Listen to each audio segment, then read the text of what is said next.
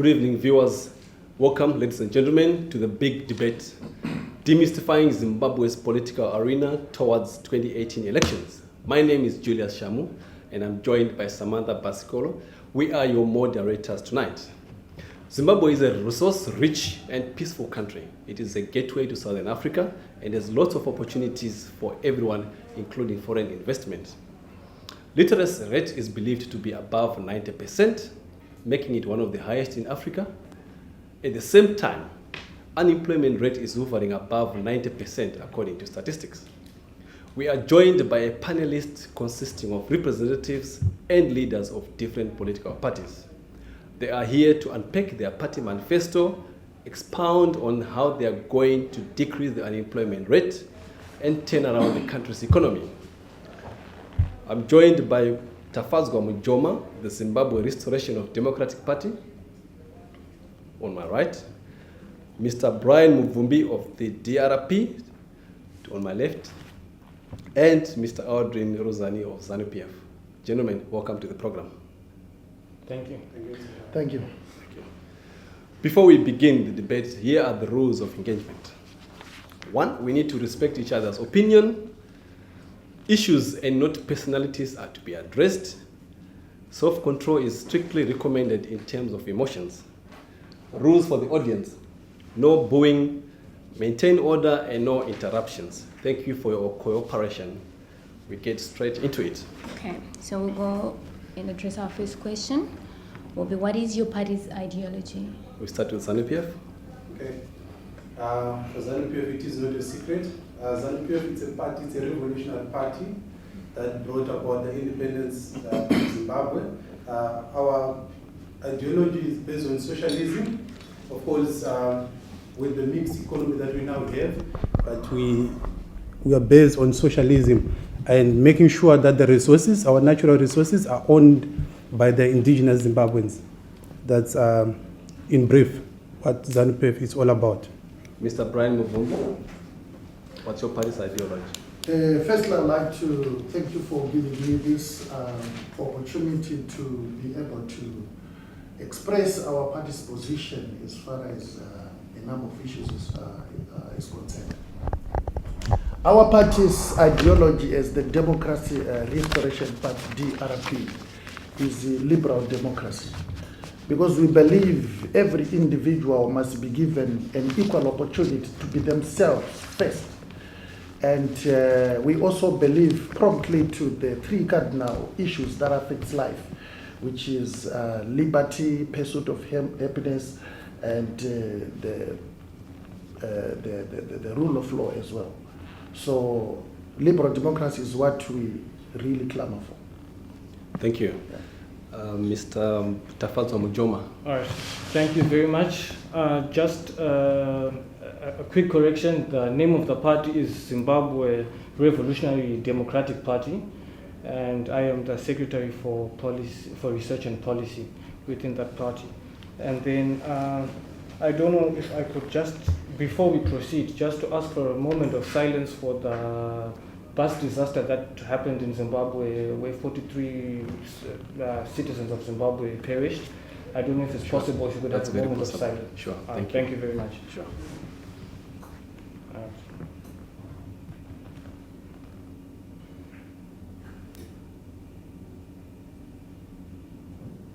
All right, thank you. All right, thank you for this opportunity.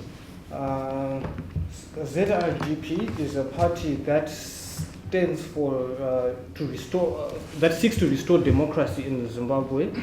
We wish to see a Zimbabwe where democracy prevails, where the rule of law prevails, where the children of Zimbabwe, the people of Zimbabwe, the citizens of Zimbabwe are able to pursue their dreams so that they may be able to realize their dreams. So really, our revolution seeks to restore democracy, or rather enforce democracy in Zimbabwe, which has not been evident for the past 37 years. So really, we want to see a nation where people govern themselves.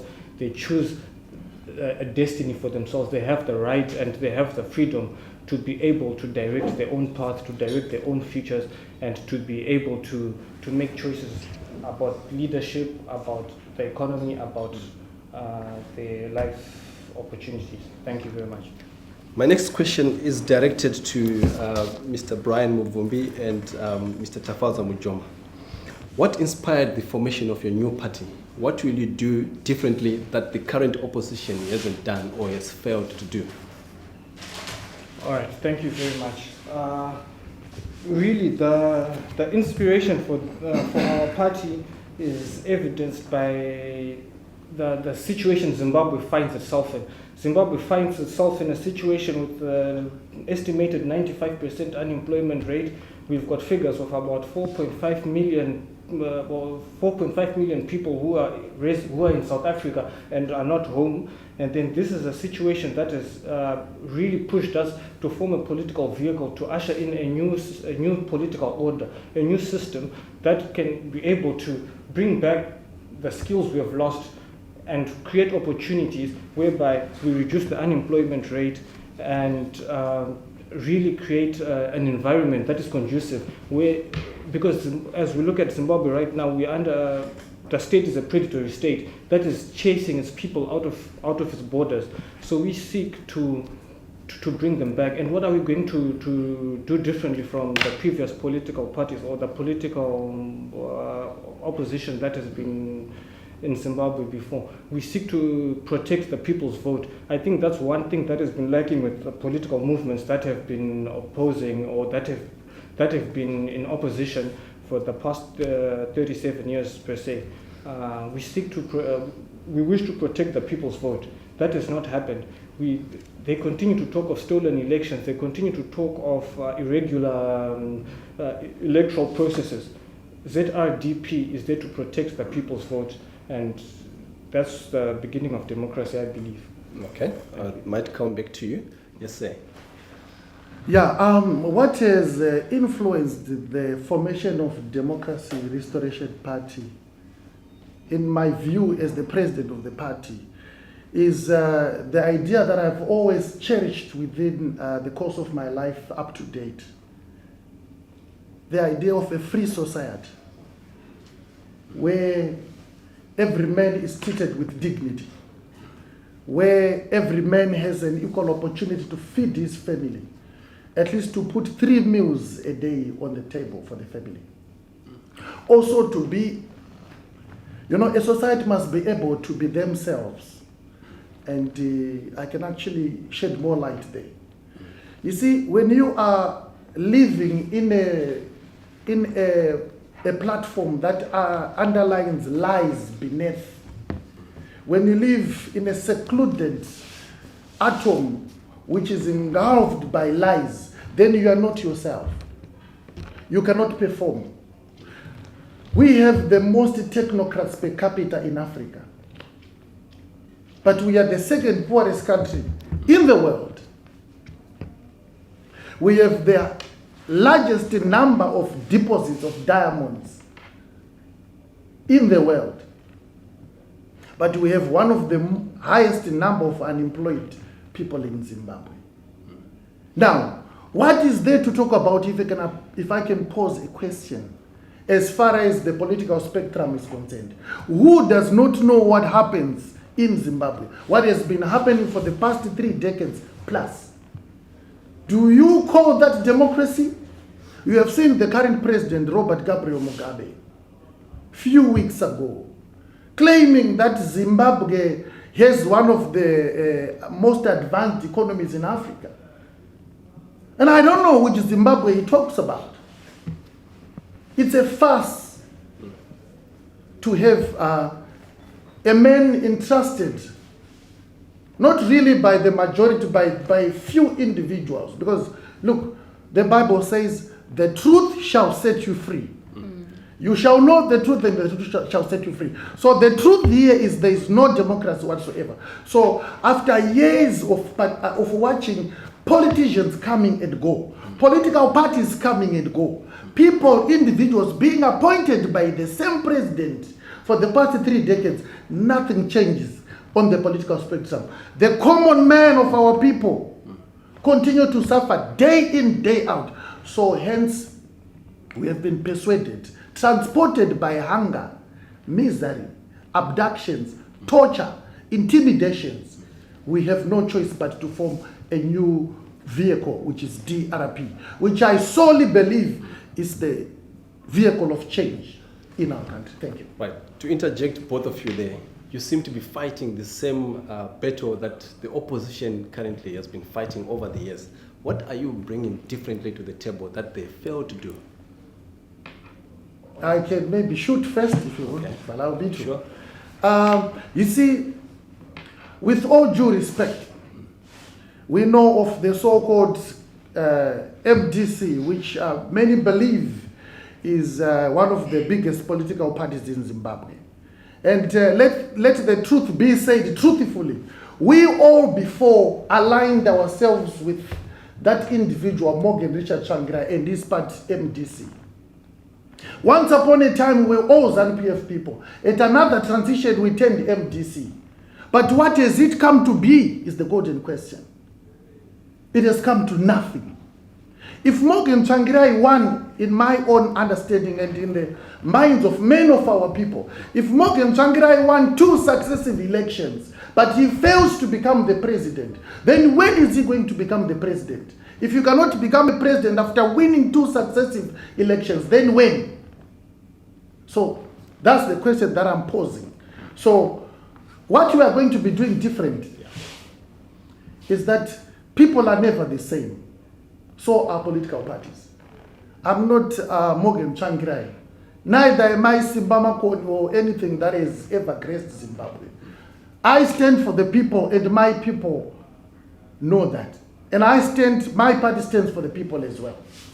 DRP will not leave a single stone unturned in pursuit of democracy. Wherever there is a Zimbabwean person, there we are. We've got actually our motto that I would like to put in our vernacular. DRP Vanu DRP.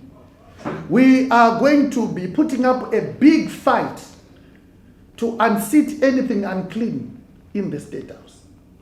The question is how? How? DRP has got the blueprints of unifying our people. We have seen so many political parties standing for themselves.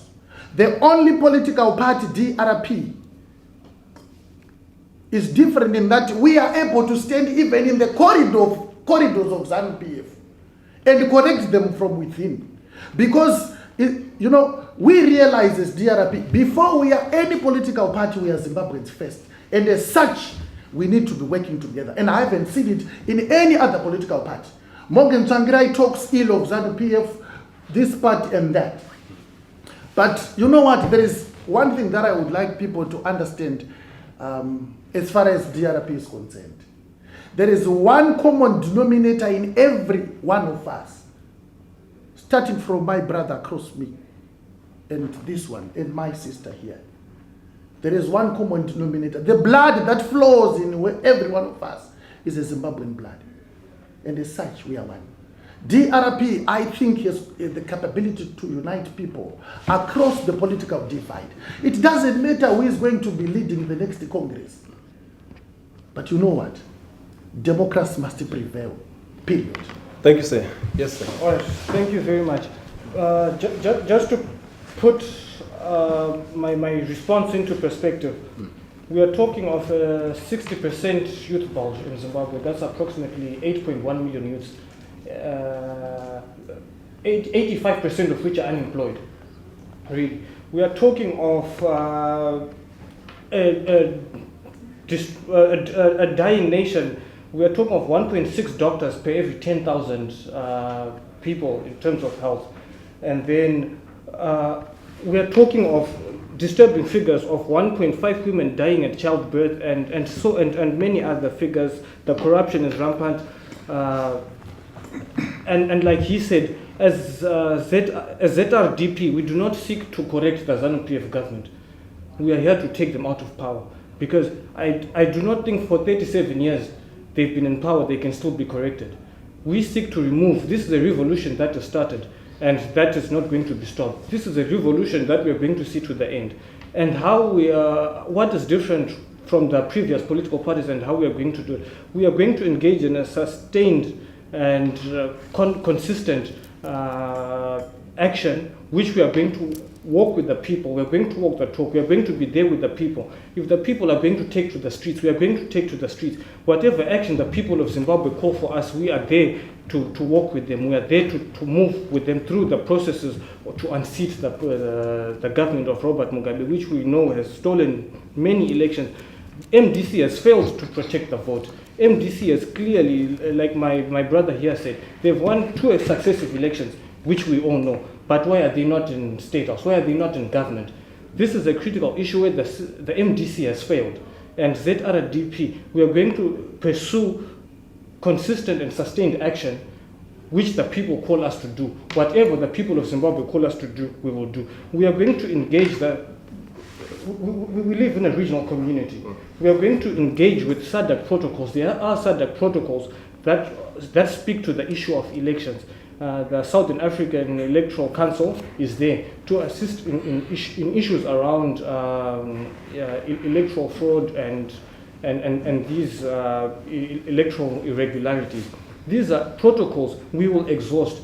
If they do not materialize or if they do not bring about the desired will, which at times they have been put to test in the past, but recently we saw ECOWAS, the Gambia, ECOWAS managed to intervene and push out a dictatorship. We really need to understand that a dictatorship does not respect law. Robert Mugabe is a dictator, and we need to put that into perspective. But then we are going to fight with the people. We are going to fulfill what the people have called us to do. Thank you. Okay, thank you. Okay. Then our next question is, if you get voted into power, what will you prioritize in the first 90 days in the office? We start with ZANU-PF.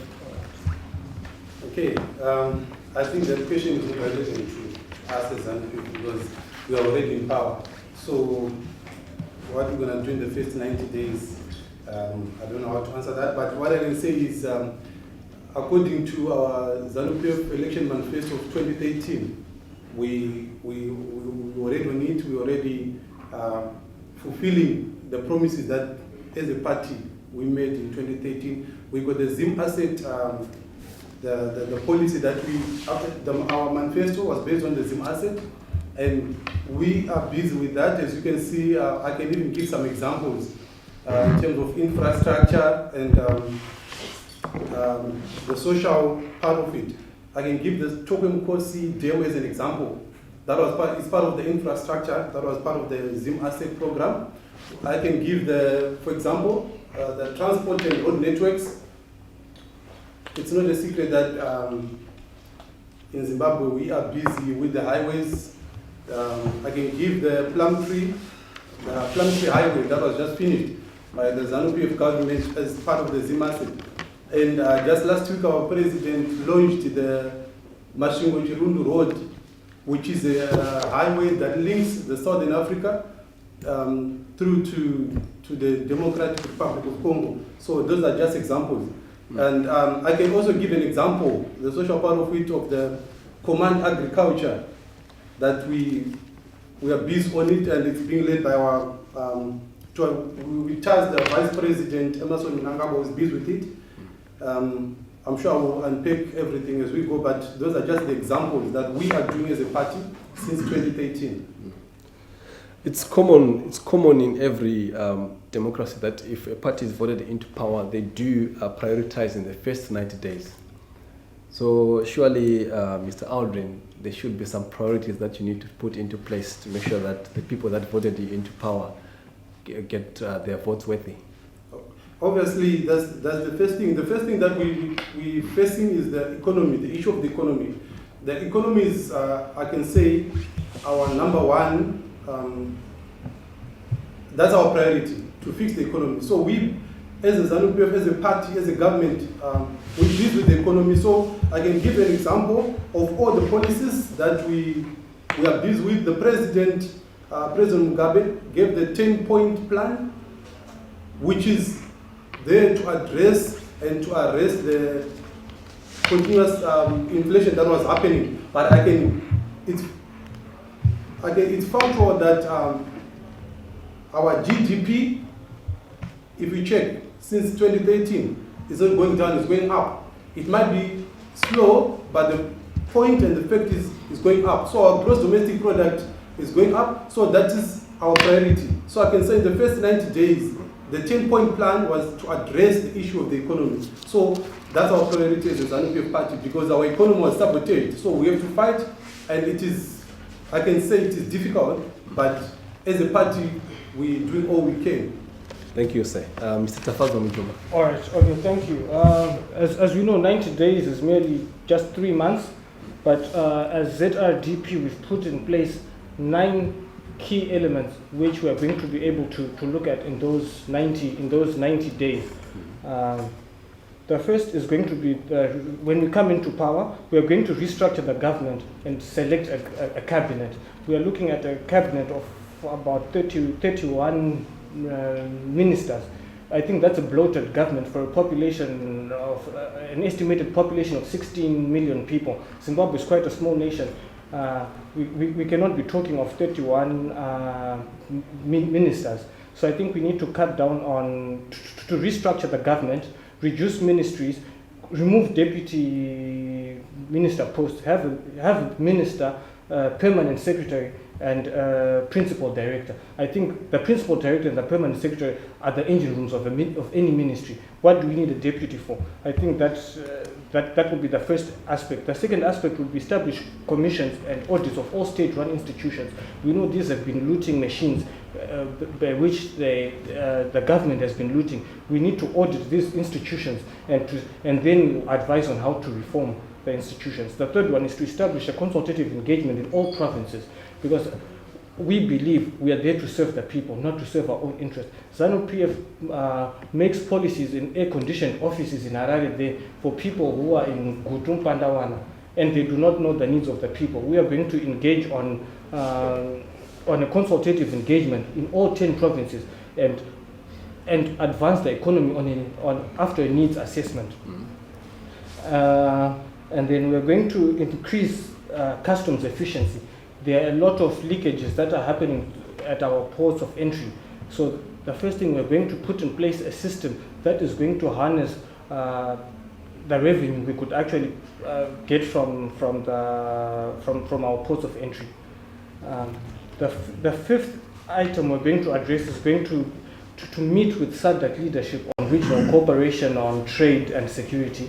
There's a growing threat of terrorism. We cannot be ignorant to that. So we need to meet with our SADC counterparts so that we come up with a solid security plan and on trade as well. So because we need to appreciate that our neighboring countries at the moment are dependent on Zimbabweans. Since we are not productive, we are sourcing our products from outside the economy. So we need to sit down with them and come up with proper trade plans. We're going to address the immigration status of Zimbabweans living outside of Zimbabwe. That's the sixth aspect. Like I mentioned, we've got 4.5 million Zimbabweans in South Africa. Only 600,000 are legally here. Only 600,000 are legally here. So we're going to meet with these governments and talk, we'll reach a bargain with them on how we could legalize the stay of our citizens until we are stable, because it's a win-win situation. If you remember what happened when they shut down the importation of goods, the Messina economy crumbled during that period. So we have something to bring to the table. We are sustaining the economy in Messina, even in Johannesburg, even all the way up here in Cape Town. And they have our children here, our citizens here. So we need to reach a bargain where we legalize the stay of our people. The seventh is to meet all high court judges and on how we can reform the judicial system and retry all political prisoners. It is not a myth that there are a lot of political prisoners who are unjustly imprisoned at this very moment we speak. We need to bring those cases back into court and retry them. The eighth thing is visit all companies that have been shut down, because I think the key issue is around employment. 95% unemployment rate is ridiculous. It's crazy. That means we only have 800,000 people in Zimbabwe who are formally employed. 800,000. And we are talking of 600,000 who are formally employed in South Africa. And in your own country you have 800,000. That is madness. That is madness. So then we are going to visit all shut down companies, including cold storage company, David Whitehead. Those were major employers in our economy, and assess on how we can boost them back to production again. And then the ninth aspect in these 3 months is we are going to abolish the POSA, Public Order Security Act, and the Access to Information Protection Act. These are acts that have been used to suppress freedoms around media and association, assembly. These are fundamental freedoms of which Zimbabwe is a signatory to the United Nations Declaration on Human Rights. But these are laws they've enacted to intentionally violate rights. So we are going to abolish those. We want a free society where people are free to associate, to speak, and to assemble.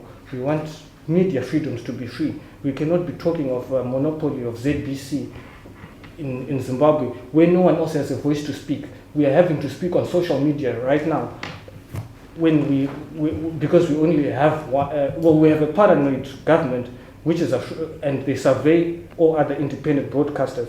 So we need to get rid of these acts. So I think these are the 9 key issues we will address in 3 months. But going forward, we'll continue to engage in action to revive the economy of Zimbabwe as well. Thank you. That's a detailed plan. Yes, sir. I would like to first say, before we even talk about the first 90 days in office, DRP is so much excited of the first hour. Okay. Because we would like to, first of all, to guarantee the freedom of our people. Like I said earlier on, without freedom, you're not yourself. So our first hour is critical. When DRP comes to play, that's the real deal. People are free. We won't discriminate people because of their political affiliation or because of the skin of their color, like what we have seen Robert Mugabe, the president, saying, worldwide, to say, I don't speak to white people, I don't speak to stuff like that. DRP cherishes freedom because we believe it is in the scope of freedom that we can prosper. However, coming back to your typical question, I've got just a few things that I've been noting as the gentleman was speaking. You see, we would like to revive our industries. We used to be the breadbasket of Africa, and now it's a basket case. DRP has the blueprints of how to revive that. And I must say, we are a party that is bound by its own constitution. If you study the constitution of ZANU-PF, it's very good. Everyone can buy it. But the golden question is, are you doing what you have said you will do? They don't. They're not allowed to intimidate people. They are not allowed to bash and maim people, to lead a government where everyone is a victim. Let me add more light there. DRP has this position. We are looking for a society that is free. We are yet to see a rich, free family in Zimbabwe. Currently talking about richness, the richest guy in Zimbabwe, according to Forbes, which is one of the world's trusted sources, is Strive Masiwa, who leads Econet and other entities. Strive Masiwa does not have the liberty to jet in and jet out of the country, but he's rich. We are yet to see rich people that are free in Zimbabwe. You can talk of many, there's quite a number of them. Mutuma Mawere is a rich guy. He's not free. When the rich are not free, what about the poor? There is a trend, a norm of saying anyone who has managed to make it in life and access happiness and liberty, he becomes an enemy of the state. Our laws are crafted in such a manner, including POSA, that it vilifies the whole concept of democracy. So, DRP, the first 90 days, we want to abolish evil. That is the big word that people must understand. We would like to, there is a story in the Bible from the book of Genesis, I think it's chapter 2, where Cain killed his brother Abel. At the end, God asked, he said, if you do good, are you not going to be happy? Which is the greatest question that I have been questioning myself as far as ZANU-PF is concerned. If you do good, are you not going to be happy? Does it make you feel fine to see me in misery? When I look at you, I'm seeing a brother. What makes a political party suddenly, do what they do? So, our first 90 days, we will stop that. We will move to pertinent issues. We will revive our industries. South Africa is one of the greatest countries in Africa. But I must tell you, a good chunk of the sweat and effort comes from our people, our Zimbabwean people. It is the Zimbabwean sweat that sustains, to a greater extent, the economy of South Africa. So we need to take that back home. Point number 2, we need security, including food security. People eating codes in our country. 011, 101, 001. 101, which means you are eating in the morning. In the afternoon, you don't eat anything. Then you eat at night. 001, you don't eat in the morning, you don't eat in the afternoon, you only eat at night. And we are so much terrified because we don't know what life is going to be if the status quo is not challenged. We will probably have a 000 system in Zimbabwe where people don't eat at all. So we will guarantee the security of our people, including food security. Also, still talking about security, we are not looking to lead a government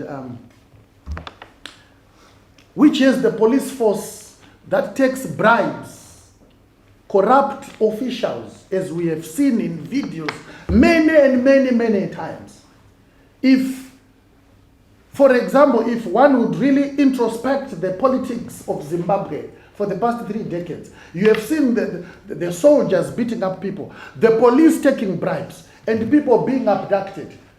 If Robert Mugabe hasn't said anything about Itai Dzamara, if there is no charged anyone, no suspect, how good is our democracy? So DRP seeks to address that in our first 90 days, including the field security. We also would like to address the issue of employment, because we have got a rate of over 95%. Nav Pillai from United Nations went to Zimbabwe, and that's the report. Zimbabwe is basically a failed state. So our position is, if we are going to rebuild, that's why we have tagged our party Democracy Restoration Party. It's the party that restores. If we are going to make it right, to get it right, if the will is there to make Zimbabwe a jewel again, then we need to address employment. You don't send your daughters and sons to school to be thieves and criminals and prostitutes.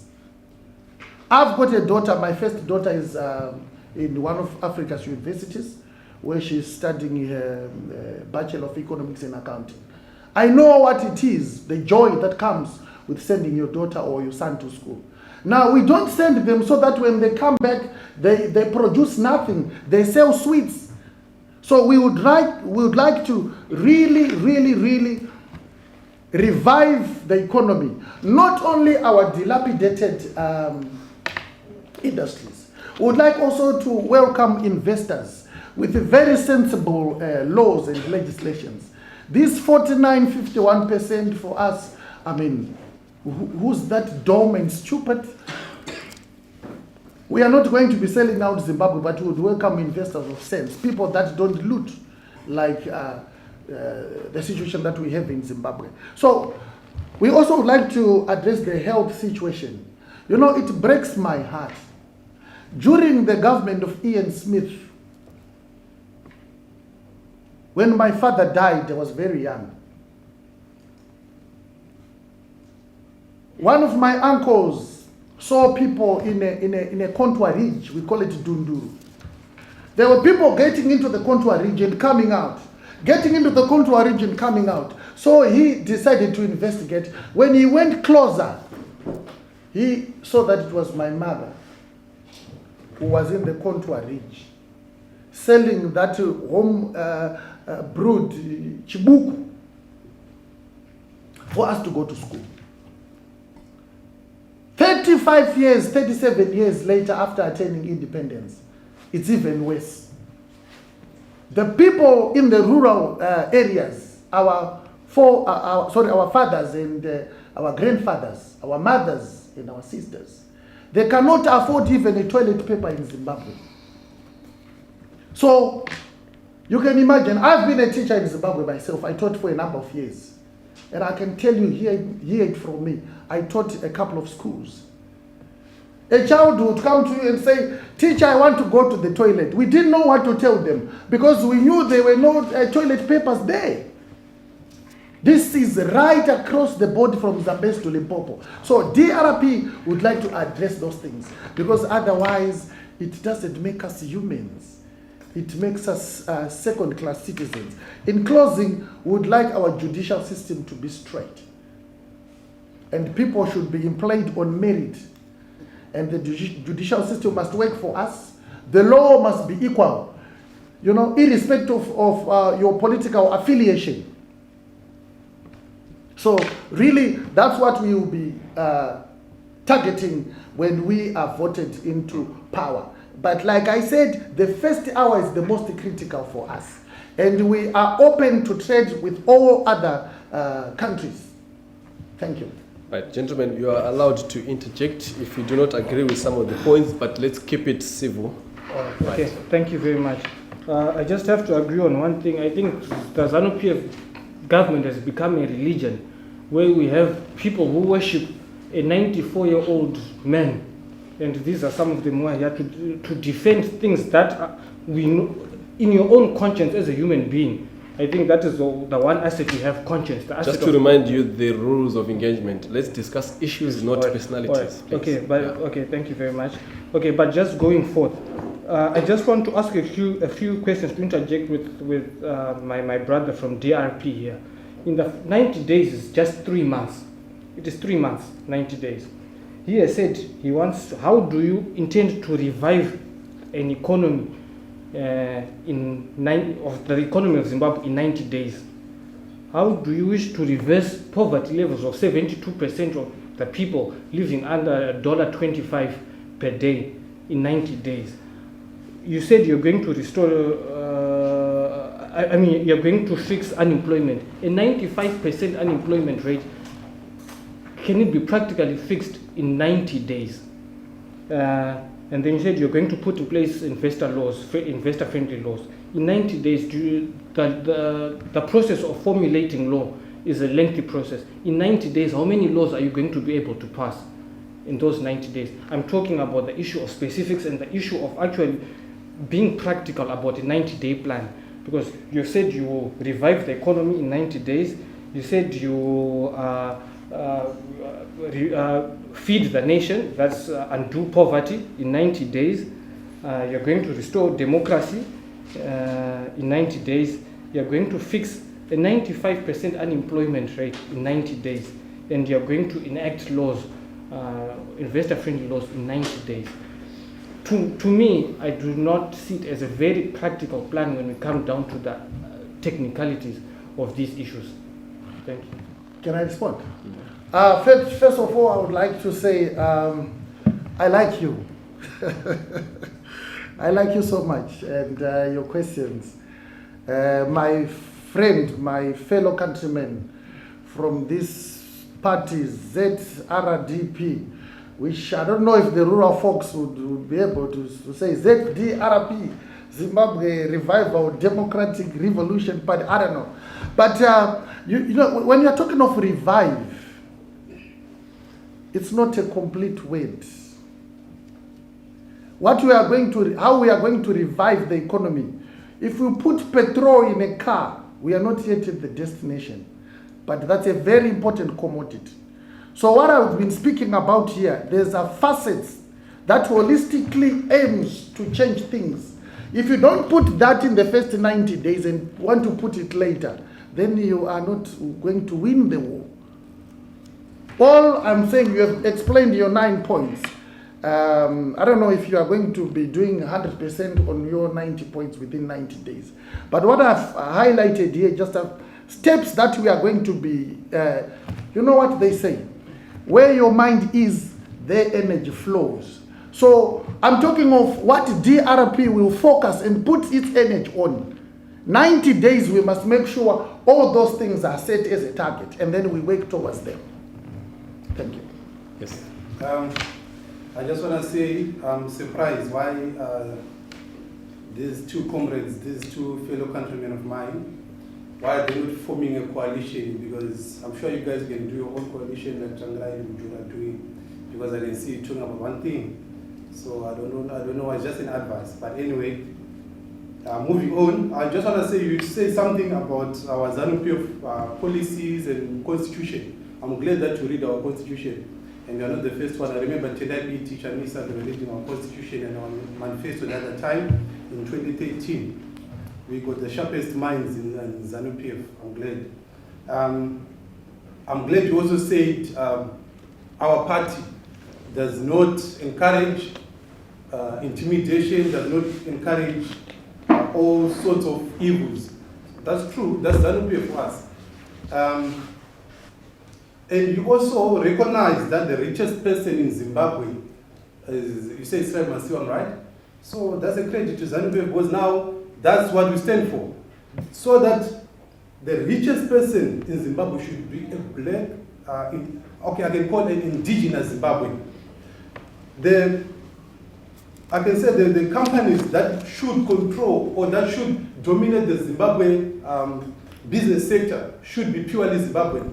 So that is ZANU-PF is all about. And I'm glad that you can notice that. I'm glad that the opposition can notice that. So it's up to the Zimbabweans at large. No, you answer. It's up to the Zimbabweans at large that even the opposition is acknowledging our greatness as a political party. Okay. I'm still. You said something about the law, the constitution. You said, I think it's my brother. You said something about POSA. You also mentioned IPA. Okay. As we are right now, Zimbabwe is using a new constitution. We had the referendum to vote the yes, the no. We're using the new constitution. And if I remember very well, that it was COPAC, chaired by Paul Mangwana from ZANU-PF, Makosini from one, I'm sure, not Makosini from one, I'm forgetting, from MDC, Mumbe, and the other MDC-T that was also participating. So what I'm trying to say is it was an all stakeholders process. The COPAC, it was an all stakeholders process. So for you to blame the ruling party that the laws are not favorable and that it's very unfair, because everyone participated in the COPAC process and we voted. We went to the election for that, a referendum. So I'm sure that is it's unfair for you to blame ZANU-PF for that IPA and whatever you're blaming it on us. Then one thing I also want to say, I will put it to you that I don't normally want to call people that they are lying, but I think I'll just say it anyway. When you said people cannot afford toilet paper and so forth, it is very unfortunate that when you take selected incidents, then you talk about those selected few incidents. I'm not sure when last we were home, my brother, but I was home just now. I don't dispute the fact that the economy is not that okay and some people are struggling. But I think our opposition is exaggerating. And we got that mind whereby we think that if we exaggerate, then we will get sympathy. But I think it's unfortunate and it's very unpatriotic to lie and to put facts that are not on the ground. Okay, gentlemen, I think And, we've taken just- so much just time one- into one more this thing, one more point. thing, Yeah. One more thing to my Mm. brother. You say something about my president, Robert Mugabe's age. ZANU-PF, it's not about it's not about personalities. ZANU-PF, it's a party, it's a machine actually. It's a well-oiled machine. So don't worry about Robert Mugabe. Being 94, it's fine, don't worry. Talk about ZANU-PF.